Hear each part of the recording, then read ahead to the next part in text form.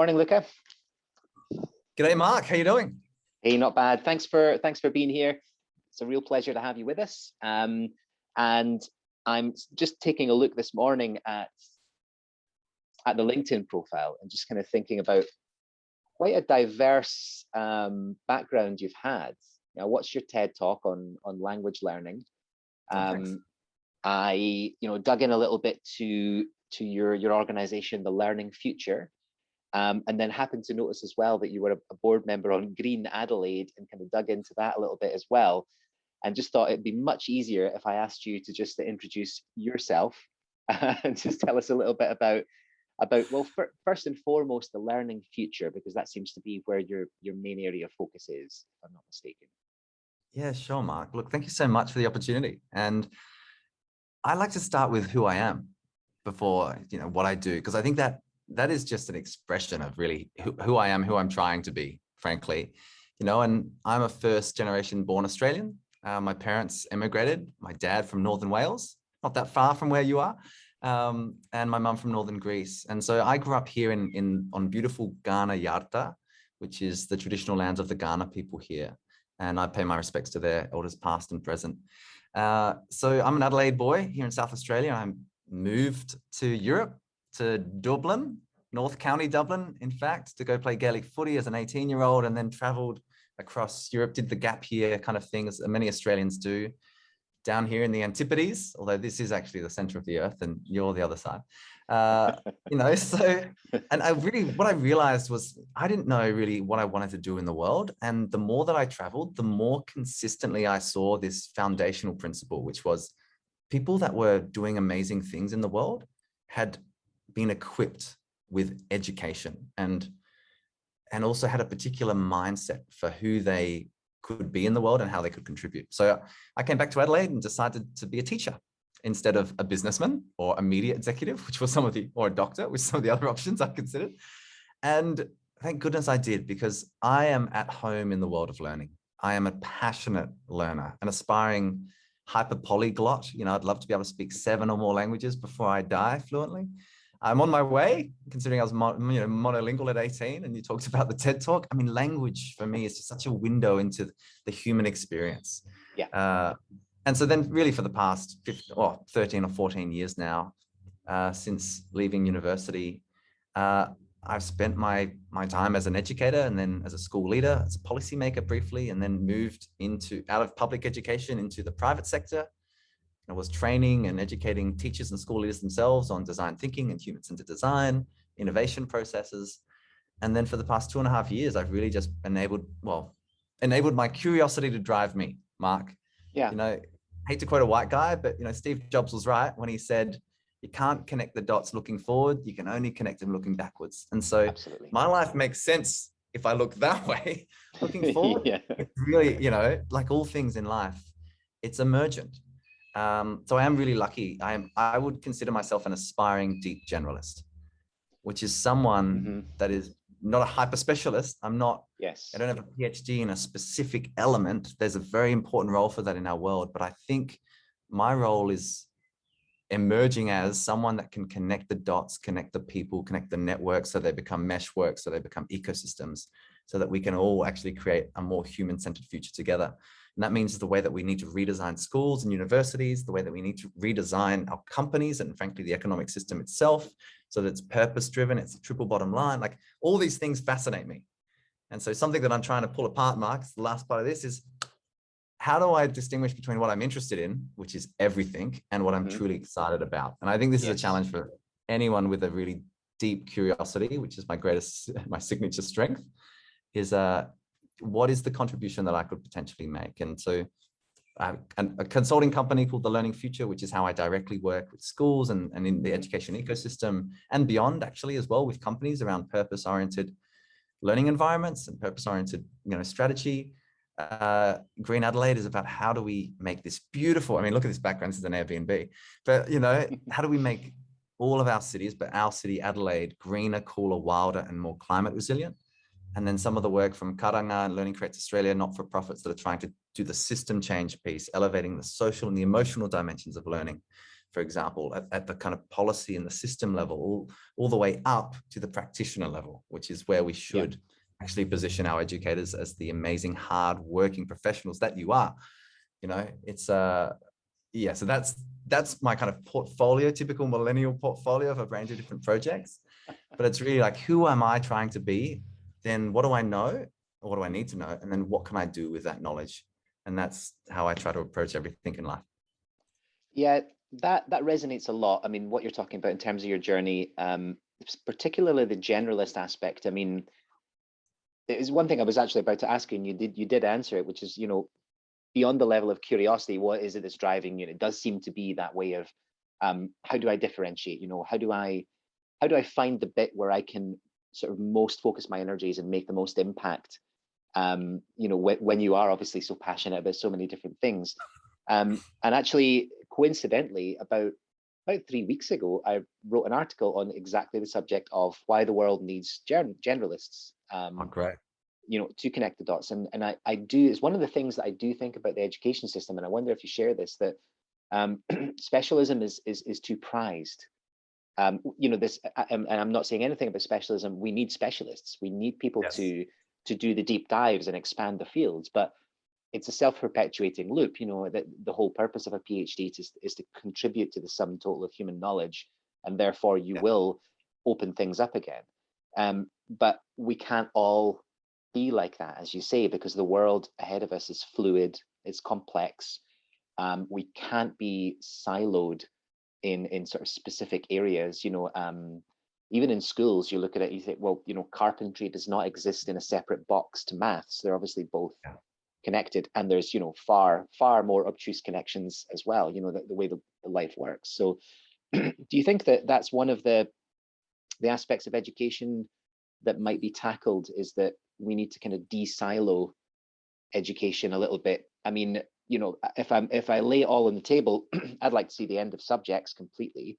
I think it's an artificial divide that shouldn't exist in the real world. And I don't know if that's something that you feel as well, or, I mean, you know, when you talk about making education purposeful and fit for life, what exactly do you mean? What are the specific changes that you would like to see?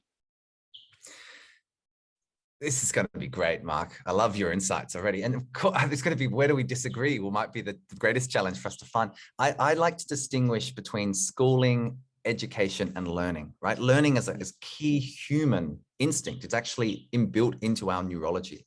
You know, universal grammar, we actually prime to learn every language in the world as infants, for example. In fact, even in utero, children are already starting to become attuned to the language that they're hearing, right?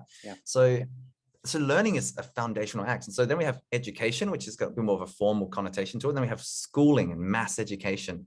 And so I completely agree with you. I mean, all these principles, like things like discrete disciplines or assessment regimes, high stakes examinations, for example, the 9 to 3 or 8:30 till 3:30, you know, day, the 9 to 5 workflow. These are all industrial principles. They are not learning principles. And so, you know, we can lean on, you know, the great Sir Ken Robinson, he just really talks about this. Like, these are organizational devices. They're not learning principles.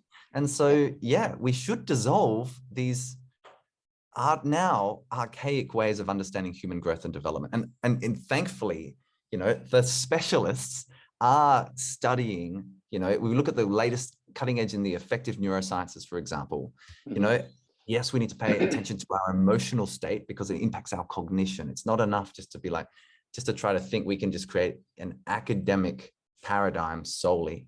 And so that's why, for me, it's not forgetting that, but it's elevating all the other dimensions of what make us human. So yeah, how do we go from discrete subjects to, you know, single discipline, multidiscipline, and then maybe even interdiscipline, and then let's go transdiscipline. I mean, that sounds interesting. So yeah, I definitely see that's more of a learning principle. You have great things like project-based learning, or just really good intentional design or inquiry-based learning that has within them direct and explicit instruction elements. This is not is it inquiry or is it direct instruction? It's always an intricate combination of both, because as human beings, it's always, our lives are a Venn diagram and our learning is a Venn diagram. It's not a spreadsheet. And I just think we get stuck in that place. So That's Well, my response to you. Absolutely. Yeah. Let's do that. Let's dissolve the subjects and let's actually think about, knowledge, skills, and capabilities, right? Or yeah. knowledge, skills, and character, and then meta learning, right? If we want to use the 4-dimensional model that comes from, the Center for Curriculum Redesign and Charles Fidel out of Harvard. So, there's these really, I think, great ways of conceiving it. And then the biggest challenge for all of us working in education, tertiary, higher education, secondary, early years, is how do we create that practically? What are the steps and practices that we can put in place? I mean, it makes me think often of, when we have these discussions, I mean, I'm very aware that, this is sort of mini echo chamber here. And it's like you say, it'd be more of a challenge to find out what we do disagree on. And I definitely get that. And I often sort of question my instincts and think, because you have these discussions, there's so much sense, there's so much, I think we know it to be true. There's an evidential basis to all of this. They're clearly industrial models. Clearly the advances in things like neuroscience in the last 20 years, last 5 years, even in particular, the evidence is just mounting up. And it reminds me of, I read, I think it was in one of the Malcolm Gladwell books, talked about before they actually took lead out of petrol, it was something like 550 peer-reviewed studies out there saying lead's probably not very good for cognition and for for learning development and respiratory illnesses and stuff like that. And it was, it got to the point where it was almost 600 studies, and they said, okay, yeah, we should take it out. And it makes me feel the same way about education. It's like, how much do we need? I had a chat a couple of weeks ago with Jennifer Gross over in the US, and she said, excellent. There's a thing she said that really stuck with me, which is that we don't have a knowledge gap anymore. We have a fear gap in terms of change. And I wonder where you stand on that, because if everything is so, to you and I think it seems very plain what needs to change. And it's not like we don't have answers about, what could go in its place. There's no shortage of ideas here. And the question is, why are we still talking about this? Why is it still like this? Great question. I think three reflections from me, Mark. No answers, just reflections. The first is, I think we underestimate how powerful systems are at maintaining their current state, right? And we don't do a very good job at actually pricing in the cost of the current system. What we do is we price how much it's going to cost us to change to the new, i.e. digital transformation, whatever it might be. We don't really work out, well, actually, how much are we losing in terms of latent human potential, for example, or inefficiencies to the lead point. I mean, you've got lead poisoning. It's going to have a roll-on effects for your health system for decades to come. I mean, of course you act on that as fast as possible, but systems are very good. Even capitalist systems, educational systems, I think they're just very good. This systems theory piece around what are the different conditions that we can create that shift them. I think that's the first. That's the first thing I would say. I think Jennifer, I've only had 1 or 2 conversations with her in different fora. She's a brilliant thinker, and she's right. Rather than a fear gap, I like to think of it as a wisdom gap, because we don't need more knowledge. We have enough knowledge now, just as we have enough resources to effectively solve every challenge that we need. The problem is we are acting with this idea of we need more invention to somehow save us, or, solve climate change, or, create abundance. It's actually a scarcity mindset that drives us. Whereas wisdom would connect all these different pieces together, and you effectively transcend the current level of inquiry. I think it's Einstein that says you can't solve a problem at the same level of consciousness that created the problem in the first place. Yes. So there's this idea, this need for transcendence. And I like to think, because I've been so influenced by First Nations here in my own journey, I spent 5.5 years working alongside and learning from Anangu in the central desert of Australia. They've been doing learning for thousands of generations. And here I was as a teacher with a piece of paper saying, I'm a teacher, I'm going to teach you something. And, of course, it's about empowerment into the new economy. But actually, I learned so much about, we have to move far more towards that learning side, I think, rather than the schooling institution side. So systems are very good at staying where they are, I think. How do we get more wisdom? And then in that space, I think yeah, how do we actually try to transcend the current conversation? Because we don't need to go into the political world here, but I in my lifetime don't know of a time that's been so polarized as right now. Yeah. People are entrenched. And so maybe the last point I would make is I like the work of Theory U by Otto Scharmer and Peter Senge, and these are systems thinkers. Mm-hmm. And we just don't go down deep enough. We think of interventions. We think of programmatic responses. Oh, what's that? There's a well-being crisis. All right, let's create a well-being program and put it on Tuesdays and Thursdays, as Yeah. opposed to deliberately and intentionally redesigning the system so that it Yes. becomes more human, so that it Mm-hmm. actually enables all of us to flourish, to thrive, whatever the buzzwords are. But that actually is good for the economy as well, because it means people are more closely aligned. They're happier, collective well-being goes up. There's so many threads to pull there, Mark, but those are some of the reflections that I think quite deeply on. And I think, how do we shift the system so that, and I'm paraphrasing Michael Fullan here, but so that they liberate, we create liberating environments and we inform back upwards into the system itself, as opposed to having information and come down and then us having to kind of serve that space. There's some really interesting points in there. And I think that what I'm taking from this is, and I see it too, it's not that it's not that progress, if you want to call it that, is not happening, but it's kind of more the Band-Aid solutions. It's not that we're not seeing a crisis in health and well-being. It's not that we're not seeing a crisis in skill development, and we need critical thinkers, and we need evaluative judgment, and we need information literacy and all that. I think, in education generally we see it, but it's exactly as you say, that the solution is, it is a little superficial. And it is like, well, let's put that in as an element, and you just end up filling it with all this stuff. And it's almost like, recently, I think in Australia, you guys banned essay mills, the essay writing services that were subcontracted out by students, just happening now in the UK. And the absolutely universal narrative around that is all, oh yeah, well, about time. They should. It's cheating. It's a lack of integrity. Blah blah blah. And I don't see anybody saying, why are they so prominent? Why are they so necessary? Shouldn't we be thinking about what drives people to do that in the first place? And again, not saying that we can solve every problem, but I think we can do an awful lot better when we start thinking more holistically. I don't know about, when you used the Einstein quote, I'm not sure about a level of consciousness creating this, because I mean, I know you obviously take a lot from neuroscience. I do feel like the situation we're talking about is quite limbic. It is quite reactive. It is, scarcity mindset, as you say, which really is fear-based. That what we're talking about is stepping forward, and I think wisdom, in the front here is where we need to be. And that is a scary part of it's letting go, essentially. It's letting go and actually saying, we know this innately, historically, before the Industrial Revolution and all this stuff came in. There was stuff we used to know that we can rediscover, and now a whole lot more on the top about why all these things happen and why things are good for us, and the different ways in which we can learn and communicate, and the different aspects in which we can involve community, and the purposeful approach to education, and about human potential and self-actualization and all that stuff. We know it all.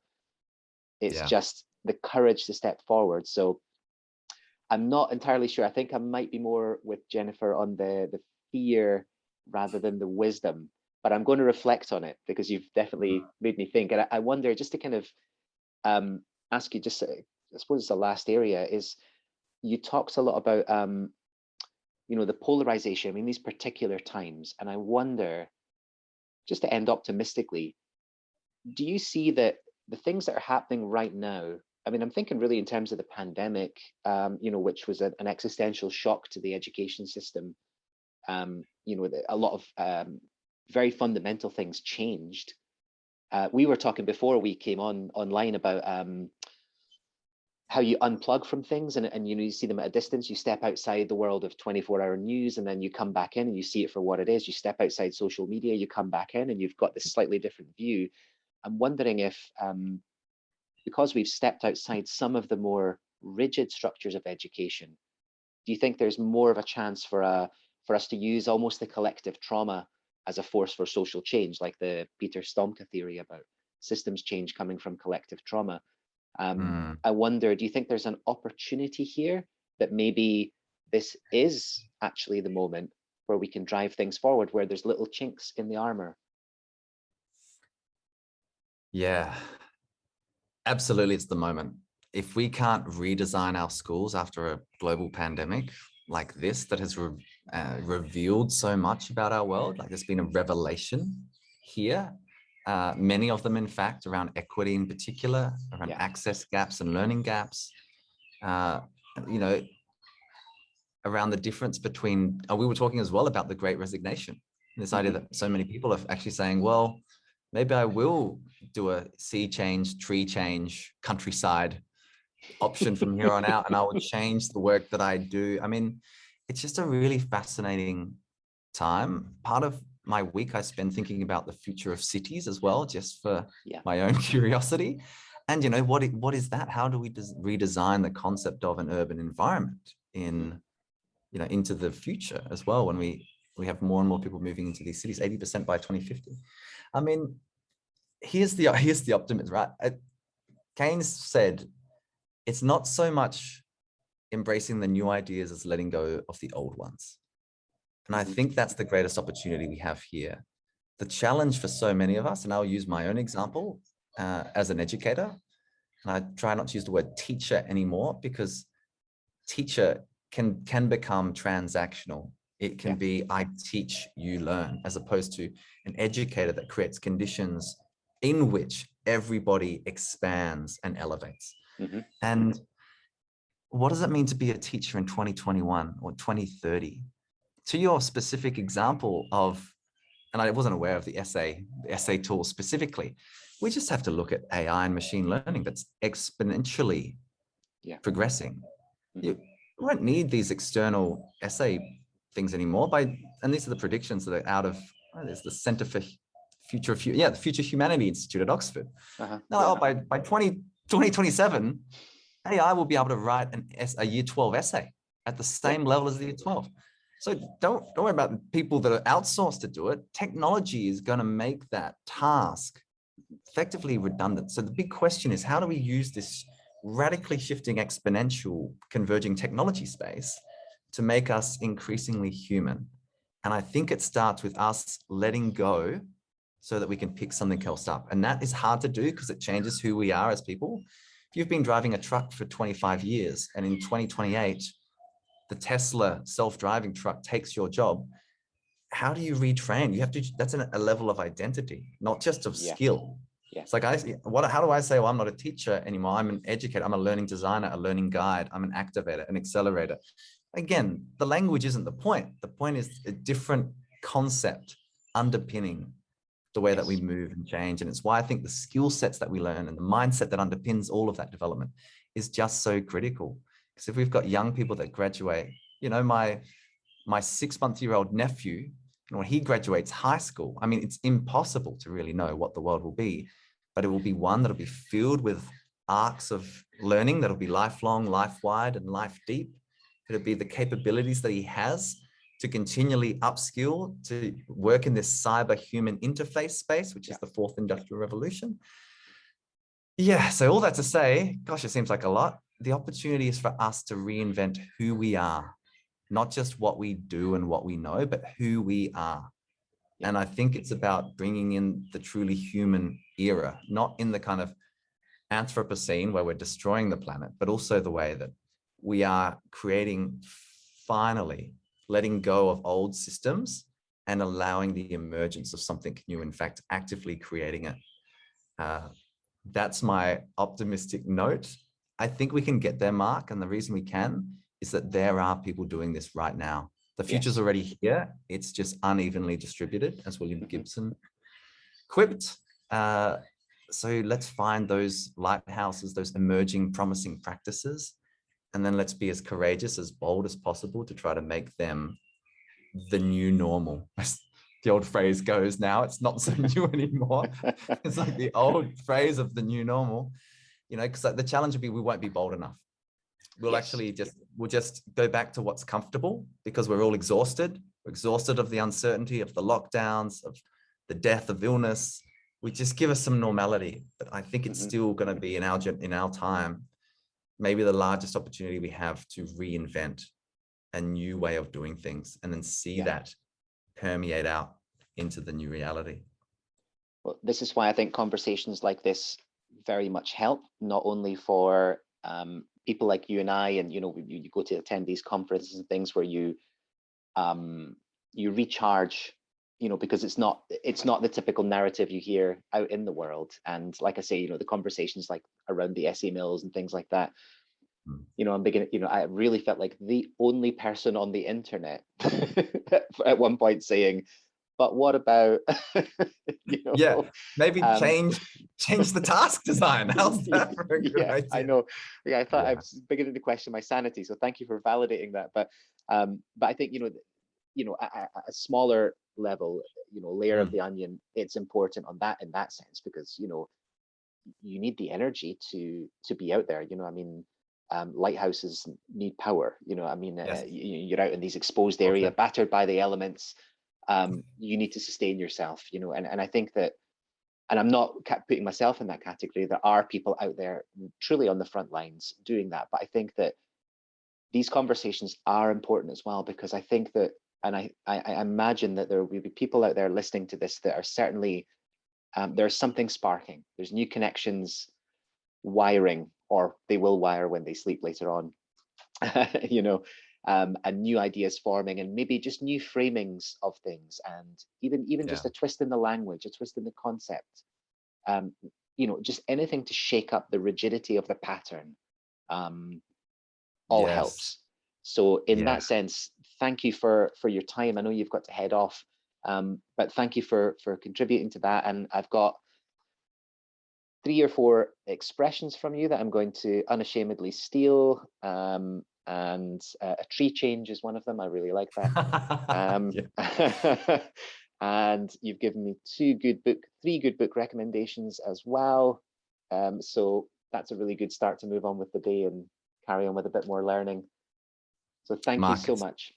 It's been an absolute pleasure. Keep up the great work yourself. And in fact, anybody that's listening to this, I have to end with a final quote. As an applied linguist, I do love language. And it comes from Norman Fairclough, who was a British linguist. And it is that consciousness is the first step towards emancipation, which we can rephrase as awareness is the first step towards powerful change. And so that's why conversation matters. It's the starting point. And then it's about not just how we reconceive, it's then how do we remake, head, heart, hands. It's been a delight to speak with you, Mark. And enjoy the trees up there in Inverness. I will do. And enjoy the sun in Adelaide. Thank you. Okay. Be well. Take care. Thank you. Be well. Thank you.